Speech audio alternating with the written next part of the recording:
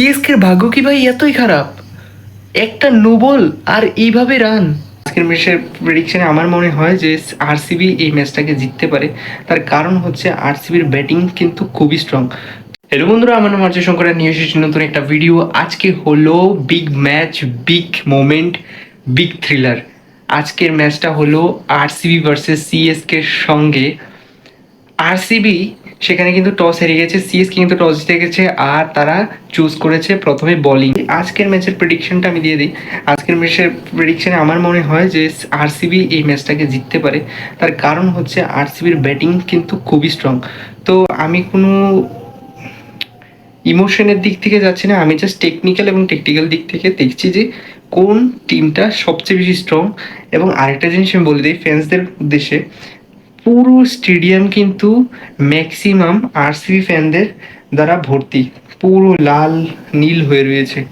Power play শেষ হওয়ার আগে কিন্তু বিরাট কোহলির উইকেটটা নিয়ে নিলেন আনশুল কম্বোজ। এটা কিন্তু একেবারে এক্সপেক্টেড ছিল না ভাই। কি করে এক্সপেক্টেড থাকবে বলুন? বিরাট কোহলি যেইভাবে খেলছে, 17 বলে 28 রান করে ফেলেছেন, পরপর চার, পরপর ছক্কা মারছেন, যেখানে ফিল্প সল্ট বাউন্ডারি মারতে গিয়ে সেখানে কিন্তু আউটফিল্ড কিন্তু এত স্লো, এত স্লো। সেখানে কিন্তু 2-3টা বাউন্ডারি আমি দেখেছি যে বাউন্ডারিতে গিয়ে বল কিন্তু আর চলে যাচ্ছে না। ওই বিষয়টা আমি লক্ষ্য করলাম। কিন্তু বিরাট কোহলি যেইভাবে শট খেলছিল সেগুলো কিন্তু একদম স্মুথ বলতে হবে। তবে উপরে মেরেছেন, হয়তোবা একটু কনফিডেন্ট হয়ে গিয়েছিলেন। সেখানে কিন্তু শিবম দুবে ক্যাচ নেওয়ার জন্য বসে রয়েছিল আর শিবম দুবে কিন্তু ক্যাচ ছাড়েনি। সো এই জায়গাতে কিন্তু একটা বড় টার্ন চলে এসেছে, যেখানে বিরাট কোহলি কিন্তু আউট হয়ে গেছে। আর ফিল সল্ট কিন্তু আউট হতে পারতো ভাই। আনশুল কম্বোজ কিন্তু দারুণ বোলিং করছে। জাস্ট এজ লাগলো, কিন্তু ওটা তো আর ধোনি না। সঞ্জু স্যামসন তো আর ধোনি না, না। সঞ্জু স্যামসন কিন্তু ডাইভটা মেরেছে কিন্তু কাম হয়নি। আচ্ছা, দেখা যাক। 5 ওভার শেষ হয়ে গিয়েছে, 5 ওভার শেষ হয়ে গিয়েছে।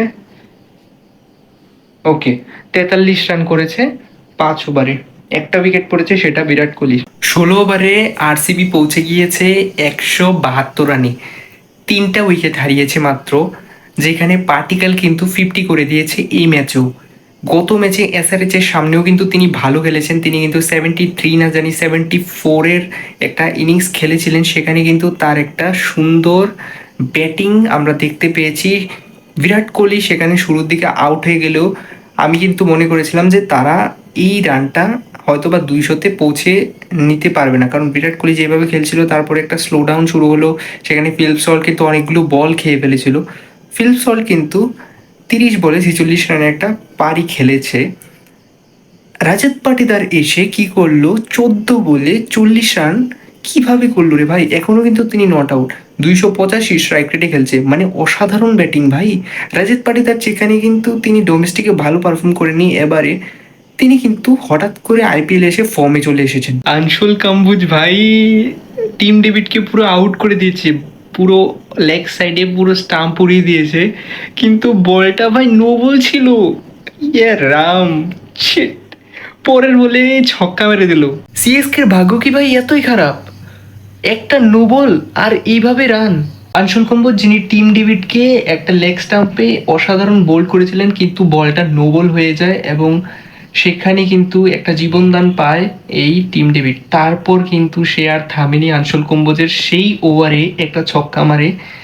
দেন পরের ওভারটাতে ভাই মিরাক্কেল হয়ে যায়। 4টা 6, একটা 4, একটা 2 রান নিয়ে ওই ওভারটাকে পুরো ম্যাচের সব থেকে বড় ওভার করে দিয়েছে এই টিম ডেভিড। এমন মার মেরেছে যে রানটা পুরো চলে গিয়েছে 250 রানে।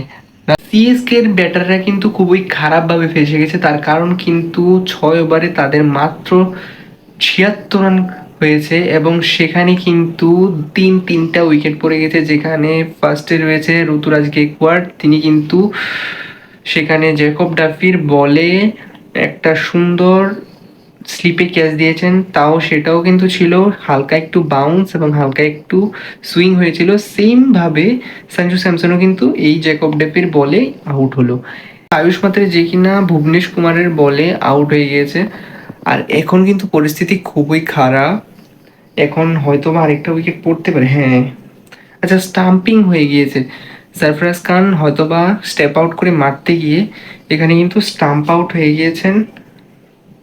ক্রুণাল পান্ডিয়া কিন্তু এই ধরনের বল অনেক সময় করে থাকে। খেলা কিন্তু বেশি দূরে এগোবে না সেটা বোঝাই যাচ্ছে, কারণ আরসিবির বোলাররা কিন্তু সিএসকের ব্যাটারদের উপরে পুরো হাভি হয়ে রয়েছে। 8টা উইকেট পড়ে গেছে, যেখানে জেমি ওভারটন 37 করেছেন, আর একজন ব্যাটার, নতুন ব্যাটার প্রশান্ত নামে, তিনি করেছেন 46 না 47 রান। তো এইসব রান দিয়ে তো হবে না ভাই, স্ট্রাইক রেটও দেখতে হবে কীরকম স্ট্রাইক রেটে তারা ব্যাটিং করেছেন। 8টা উইকেট পড়ে গেছে, এখন তাদের সেরকম কিন্তু কোনো বলার বা ব্যাটার নেই যারা ওই ধরনের পারি খেলতে পারবে। এখন শুধু ম্যাচটা শেষ হওয়ার অপেক্ষা। সিএসকে কিন্তু এখান থেকে কোনোভাবে জিততে পারবে না। সিএসকে হেরে গেলেও এবং আরসিবি জিতে গেলেও ম্যাচটা একেবারেই দেড় ব্যাটারি ম্যাচ ছিল ভাই। ব্যাটিংটা দেখতে মজা এসেছিল আরসিবির, যেখানে টিম ডেভিড কি অসাধারণ কামব্যাক করলো আফটার তার যে নোবল হয়েছিল তারপর থেকে। এক ওভারে তিনি ফাটিয়ে রান করেছেন, 4টা 6 মেরেছেন, একটা 4 মেরেছেন এবং একটা 2। কি অসাধারণ ব্যাটিং এই আরসিবির! মনে হয় না এই আরসিবিকে এবারও কোনো দল হারাতে পারবে। মনে হচ্ছে তারা ফাইনাল পুরো বুকিং করে ফেলেছে।